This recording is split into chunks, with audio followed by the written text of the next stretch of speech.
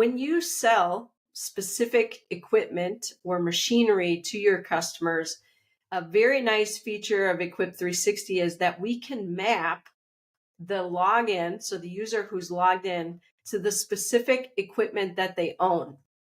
So you may have an installed base of, let's say, 500,000 units out there that are running, but this particular customer only owns 5 with you.